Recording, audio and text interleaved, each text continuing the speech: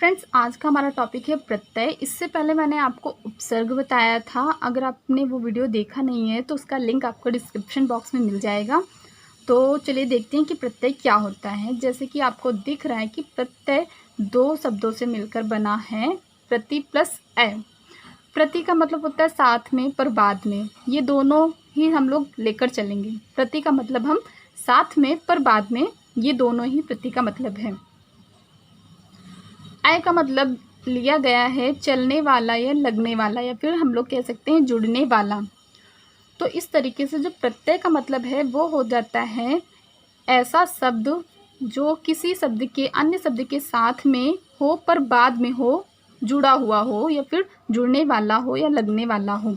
तो प्रत्यय का मतलब यही होता है साथ में पर बाद में लगने वाला। प्रत्यय को हम लोग इस तरीके से, ये प्रत्यय को बहुत अच्छे तरीके से हम लोग इसको याद कर सकते हैं, प्रत्यय की डेफिनेशन इससे। तो सबसे पहले परिभाषा हम लोग इसको नहीं पढ़ते हैं, इसको पढ़ते हैं। मूल शब्द प्लस शब्दांश बराबर का चिन्ह नया शब्द। यानी कि मूल शब्द यानी कि जो हमारा शब्द है उसमें हमने क्या कोई जोड़ा, अन्य शब्द जोड़ा, बन गया हमारा कोई नया शब्द। तो ये जो हमने शब्दांश जोड़ा यहाँ पे, इसी को हम लोग बोलते हैं प्रत्यय। यानी कि प्रत्यय ऐसे शब्द हैं जो किसी अन्य शब्द के पीछे जुड़कर या अंत में, उसके अंत में जुड़कर कोई नया शब्द बना देते हैं, या फिर वो जो पहले मूल शब्द है उसके अर्थ में परिवर्तन कर देते हैं।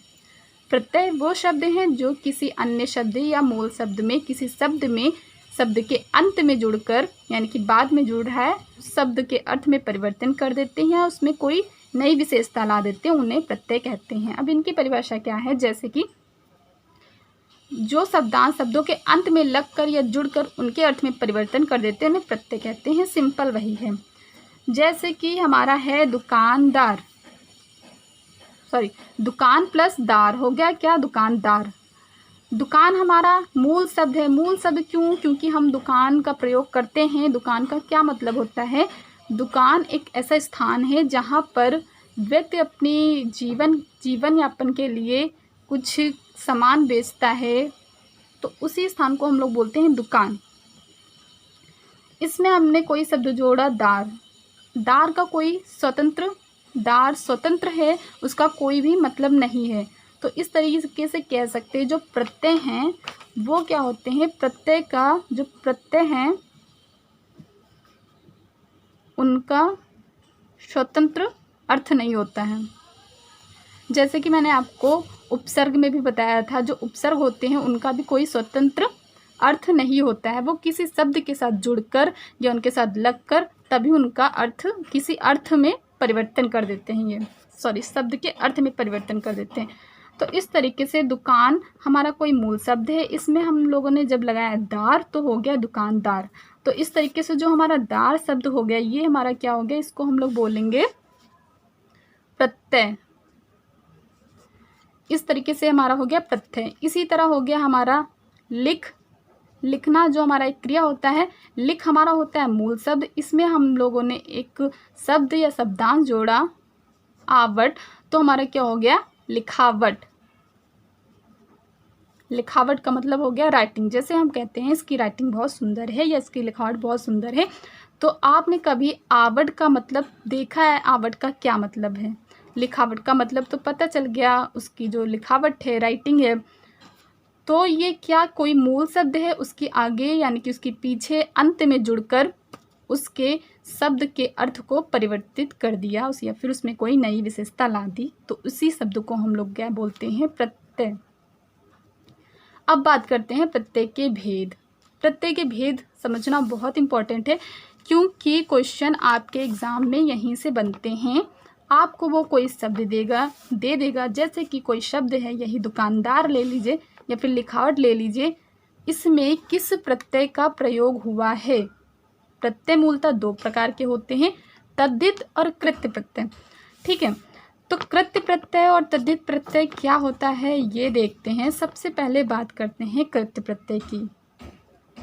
कृत्य प्रत्यय, तद्धित प्रत्यय से इनमें से अगर आपको कोई एक ही अगर अच्छे से समझ में आ गया, तो आपको दूसरा अगर इतना ज़्यादा समझ में नहीं आया है तब भी आप क्वेश्चन को हल कर सकेंगे अच्छे से, क्योंकि अगर आपको पता चल गया कि जो ये लिखावट है इसमें कृत्य प्रत्यय ना होकर कृत्य प्रत्यय नहीं है तो आपको पता चल जाएगा तद्धित है, या फिर तद्धित नहीं है, पक्का से तद्धित नहीं है तो कृत प्रत्यय हो जाएगा।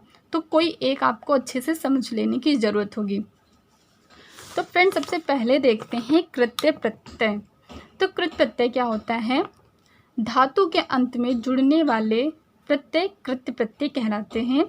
कृत प्रत्यय से बने शब्द कृदंत शब्द कहलाते हैं।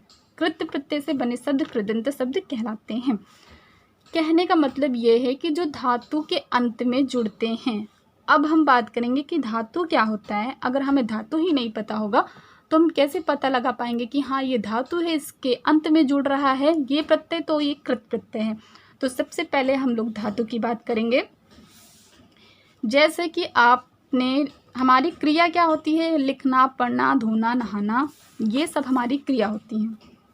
जैसे कि हमारी क्रिया क्या होगी? लिखना, पढ़ना, गाना, नहाना, सोना, चलना, ये सारी क्रिया हैं। धातु क्या हो गया? धातु क्रिया का मूल रूप होता है। क्रिया का मूल रूप होता है, यानी जो हमारी क्रिया होती है वो धातु से बनी होती है। जैसे कि लिखना हो गया, लिखना हमारी क्रिया होती है, ठीक है, लिखना हमारी क्रिया होती है, लेकिन ये किससे मिलकर बनी है? लिख प्लस ना से मिलकर बनी है। इसी तरह हमारा हो गया चलना, ये किससे मिलकर बना है? चल प्लस ना। गिर, तो हमारा क्या हो गया? गिर प्लस ना। इसी तरह हो गया खा, सो, कर, कर से हो जाएगा करना, खा से हो जाएगा खाना। तो ये हमारी जो ये है, ये क्रिया का मूल रूप है, और ये जो हमारी है क्रिया हैं। तो जो धातु कृत प्रत्यय होते हैं वो क्रिया में, क्रिया के अंत में नहीं लगते हैं, वो क्या धातु के अंत में लिखते हैं। जैसे कि आपने लिखावट में देखा, लिखावट में लिख में जब आवट जोड़ते हैं तब जाके हमारा होता है लिखावट। लिख हमारा धातु है, ना कि हमारा क्रिया है। लिखना में आवट जोड़ देंगे तो हमारा शब्द हो जाएगा लिखनावट, जिसका कोई अर्थ नहीं है। तो इस तरीके से जो हमने देखा, जो कृत प्रत्यय होते हैं वो धातु के अंत में जुड़ते हैं। और फ्रेंड्स जो हमारी धातुएं होती हैं, उसमें कोई भी धातु हो उसमें हम जब ना जोड़ देते हैं तो वो हमारी बन जाती है क्रिया। जैसे कि आपने देखा, लिख में हमने जोड़ा ना तो हो गया हमारा लिखना, चल में जोड़ा ना तो हमारा हो गया चलना, गिर में जोड़ा ना तो गिरना, खाना, खा में जोड़ेंगे ना तो हो जाएगा हमारा खाना, जो कि हमारी खाना एक क्रिया है। खाना का धातु रूप क्या है? खा। तो इस तरीके से जब हमारा कोई प्रत्यय ऐसा है जो कि धातु के अंत में जुड़ रहा है तो हमें उसे बोलेंगे कृत प्रत्यय। अब जैसे कि हमारा हो गया पढ़, पढ़ हो गया, पढ़ हमारा हो गया, हमारा कोई शब्द है जैसे कि पढ़ाई, ठीक है, पढ़ाई है। तो आपसे किसी ने पूछा इसमें कौन सा, किस प्रकार का प्रत्यय का प्रयोग हो रहा है, तद्धित प्रत्यय या कृत्य प्रत्यय, तो कैसे आप पता लगाएंगे? तो सबसे पहले हमें पता है कि कृत्य प्रत्यय क्या होता है? धातु के साथ जुड़ता है। जो धातु के साथ जुड़ता है, धातु में कृत्य प्रत्यय जुड़ता है, धातु में कृत्य प्रत्यय जुड़ते हैं। तो हम सबसे पहले इसको जब इसको टुकड़ों में बांटेंगे तो हमारा क्या हो जाएगा? पढ़ धन आई, ठीक है, ये हो गया। अब हमने देखा पढ़ ये हमारी धातु है कि नहीं, आई तो हमारा यही रहेगा पढ़ आई, तो ठीक है, पढ़ हमारा हो गया। तो अगर इसमें हमने जोड़ा ना तो हमारा क्या? पढ़ना बन गया। पढ़ना यानी कि हो गई हमारी क्रिया, यानी कि ये धातु है, और धातु में जब हमारा लगा है आई तो हो गया हमारा क्या? पढ़ाई। तो इस तरीके से हम पता लगाएंगे कि हमारा कृत्य प्रत्यय का कहाँ कहाँ प्रयोग हो रहा है। अगर आपने कृत्य प्रत्यय अच्छे से समझ लिया, कोई भी आपको संदेह नहीं है, गलत होने के चांसेस आपके बहुत कम हो जाएंगे एग्जाम्स में। तो अब बात करते हैं हमारा तद्धित प्रत्यय। और तद्धित प्रत्यय से जो शब्द बनते हैं उसको तद्धितांत बोलते हैं। जैसे कि कृत्य प्रत्यय से जो शब्द बोलते थे उसको कृदंत प्रत्यय भी बोल सकते हैं, और जो शब्द है उनको कृदंत शब्द बोलते हैं। जैसे कि हमारा कोई शब्द है यही लिखावट, तो इसको हम लोग बोलेंगे कृदंत शब्द। तो इस तरीके से आपको कोई शब्द दे देगा, उसमें कहेगा ये कौन सा शब्द है, कृदंत शब्द है या तद्धितांत शब्द है। तो आपको उसके लिए प्रत्यय पहचानना जरूरी होगा ना, कि आप प्रत्यय पहचानोगे तभी तो आप बता पाओगे ये कौन सा शब्द है। तो फ्रेंड्स आगे बढ़ते हैं, आगे हम पढ़ते हैं हमारा तद्धित प्रत्यय क्या है। सो फ्रेंड्स अब हम देखते हैं तद्धित प्रत्यय। तद्धित प्रत्यय क्या होते हैं? तो तद्धित प्रत्यय क्या है? वे शब्द या फिर वे प्रत्यय जो क्रिया के मूल रूप को छोड़कर, मूल रूप कौन होगा? क्रिया का धातु होगा। यानी कि तद्धित प्रत्यय धातु में तो नहीं लगेगा। कहाँ कहाँ लगेगा वो? संज्ञा, सर्वनाम, विशेषण के अवयव में लगेगा। या तो संज्ञा हो गया, या सर्वनाम होगा, या विशेषण होगा। इन शब्दों के अंत में तद्धित प्रत्यय लगते हैं। तो इस तरीके से अगर हमने देखा कोई सर्वनाम है या संज्ञा है या विशेषण है, उसके अंत में कोई प्रत्यय लगा है, तो हम जान जाएंगे क्या इसमें कोई तद्धित प्रत्यय का प्रयोग हुआ है। जैसे कि हमारा लड़का हो गया, ठीक है, लड़का है, ये हमारा कोई शब्द है, मूल शब्द है, हमारा कोई लड़का मूल शब्द है। इससे हमारा कोई शब्द बन गया लड़कपन, जिसे बोलते हैं ना लड़कपन, बचपन, छुटपन। तो ये हो गया हमारा लड़कपन। तो इसमें जो हमारा ये हो गया पन जो शब्द हो जाएगा, ये तो हमारा है प्रत्यय। लेकिन कौन सा प्रत्यय? तद्धित प्रत्यय, कृत्य प्रत्यय। तो हमारा हो जाएगा तद्धित प्रत्यय। हमने क्या देखा? जो ये लड़कपन है ये किस किस से मिलकर बना है? लड़कपन, लड़क और पन से मिलकर बना है। तो इस तरीके से हमने जब देखा लड़क, क्या लड़क में कोई ना जोड़ते हैं? अगर हम लोग लड़क में अगर हमने ना जोड़ा तो हमारा शब्द क्या बन जाएगा? लड़कना। क्या लड़कना कोई क्रिया होती है या फिर लड़क कोई धातु? चलो ठीक है, हमें नहीं पता है, लेकिन क्या लड़कना कोई क्रिया होती है? नहीं होती है। तो आपको पता है जो लड़का है लड़का होता है, तो लड़क से ही लड़का बना हुआ है शब्द यहाँ पे। तो जो यहाँ पे लड़का है, तो ये हमारा क्या हो गया? यहाँ पे हमारी संज्ञा हो गया। संज्ञा आपको पता है किसी व्यक्ति के नाम, स्थान के नाम, इसको हम लोग बोलते हैं संज्ञा। तो ये है यहाँ पे हो गया संज्ञा। तो इस तरीके से हमारा यहाँ पे कृत प्रत्यय ना होकर तद्धित प्रत्यय होगा। तो हम अब एक एग्जाम्पल देखेंगे संज्ञा में कैसे तद्धित प्रत्यय प्रयोग हो रहा है, कैसे सर्वनाम में हो रहा है, और कैसे विशेषण में होगा। सो फ्रेंड्स यहाँ पे हम देखते हैं सबसे पहले हमारा संज्ञा। जैसे कि हमारा हो गया बेटी। तो बेटी में अगर हमने कोई प्रत्यय जोड़ा या, तो हमारा क्या बन जाता है? बेटियां।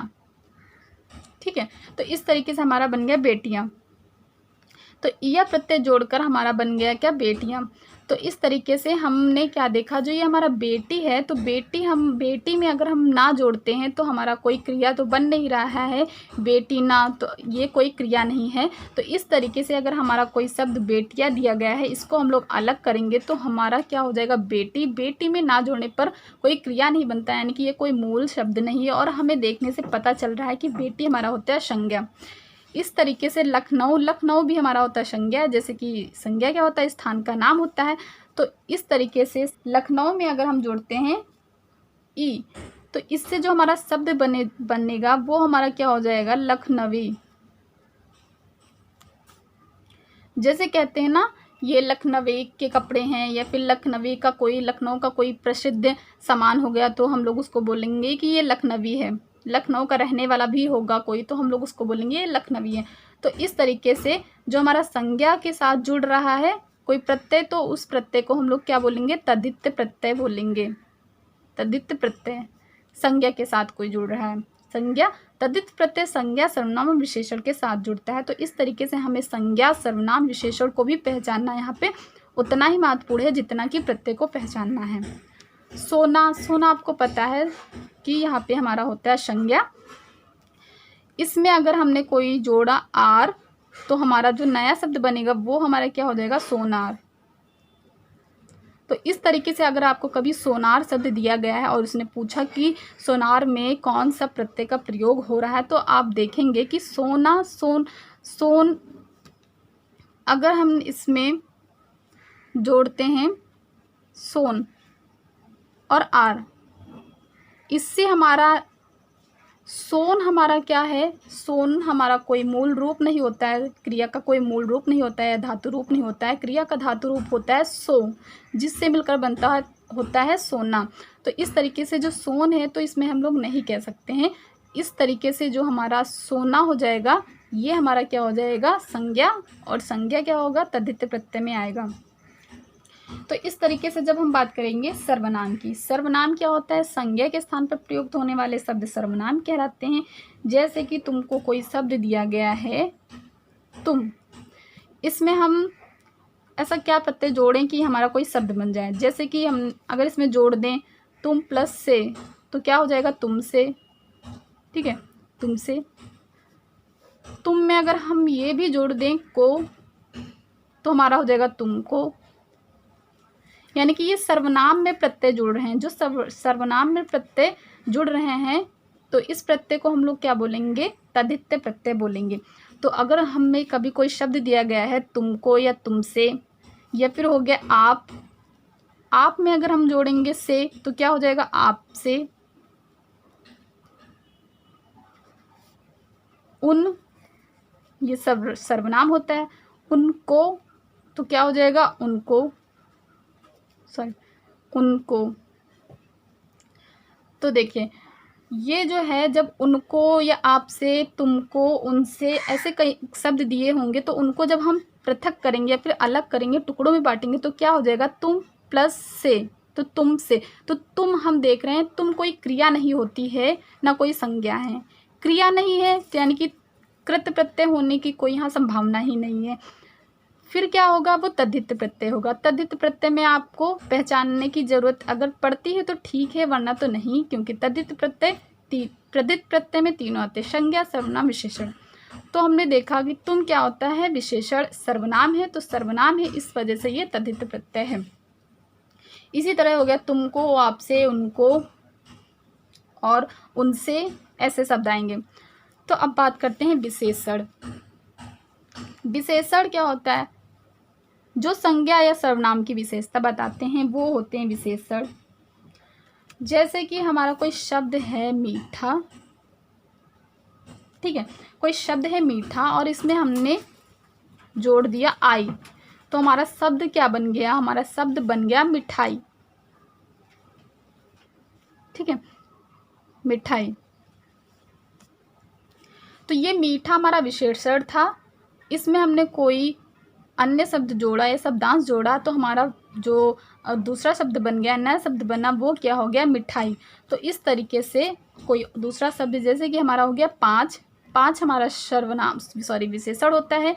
विशेषण क्यों, क्योंकि ये संज्ञा सर्वनाम की विशेषता बताता है। वो कैसे, जैसे कि राम के पास 5 केले हैं, तो वो केले की विशेषता बता रहा है कि केले जो हैं वो 5 हैं, तो केले यहाँ पे क्या हो जाएगा, हमारा संज्ञा होता है। तो इस तरीके से जो विशेषण होते हैं वो संज्ञा सर्वनाम की विशेषता बताते हैं। तो यहाँ पे 5 जो है वो हमारा है विशेषण।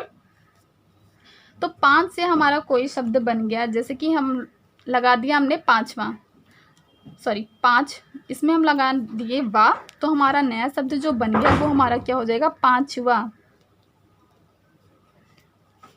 पांचवा शब्द बन गया। इसी तरह हमारा कोई शब्द है अच्छा, इसमें हमने क्या जोड़ दिया, आई, तो हमारा शब्द क्या बन गया, अच्छाई। तो इस तरीके से आपको कभी शब्द दिया गया है, जैसे कोई शब्द आपको दिया गया है गर्मी, ठीक है, गर्मी, और उसने बोला कि इसमें कौन से तद्धित प्रत्यय का प्रयोग हुआ है या कृत्य प्रत्यय का प्रयोग हुआ है। तो आप देखोगे जब गरम, तो इसमें क्या है, गरम को आप जोड़ रहे हैं गरम और ई, तो इन दोनों शब्दों से मिलकर बना है। तो जब गरम में आप देखते हो कि ये धातु का क्रिया का मूल रूप है कि नहीं, तो गरम में अगर आप ना जोड़ते हो तो गरम ना, तो कोई ये क्रिया नहीं है, या गरम भी कोई क्रिया नहीं है। तो इस तरीके से जो ये गरम है ये हमारा विशेषण है, ये विशेषण है और इसमें हमारा गरम और ई से मिलकर बना है, तो ये हमारा बन गया गर्मी। ये हमारा गरम जो शब्द है वो हमारा है विशेषण। तो इस तरीके से कोई शब्द दिया गया है आपको, उसको आपको पहचानना होगा कि ये तद्धित प्रत्यय है या कृत्य प्रत्यय है। कृत्य प्रत्यय अगर आपने पहचान लिया तो आपको तद्धित प्रत्यय पहचानने की ज़रूरत नहीं है। अगर कृत्य प्रत्यय नहीं है तो वो तद्धित प्रत्यय होगा। फ्रेंड्स, प्रत्यय में केवल इतना भी नहीं है, जो तद्धित प्रत्यय हैं, जो यहाँ पे कृत्य प्रत्यय और तद्धित प्रत्यय है, इसके अंदर भी बहुत प्रत्यय डिवाइड होकर आते हैं। अंदर बहुत प्रत्यय हैं, उसको मैं आपको डिटेल में बताऊंगी, लेकिन उससे पहले आपको कृत्य प्रत्यय तद्धित प्रत्यय का कॉन्सेप्ट क्लियर होना एकदम ज़रूरी है। तो फ्रेंड्स, आई होप आपको समझ में आ गया होगा। लेकिन अगर आपको कोई प्रॉब्लम है, कोई परेशानी है, कोई भी कहीं भी आपको डाउट है, कुछ समझ में नहीं आ रहा, तो आप बेझिझक मुझसे पूछ सकते हैं।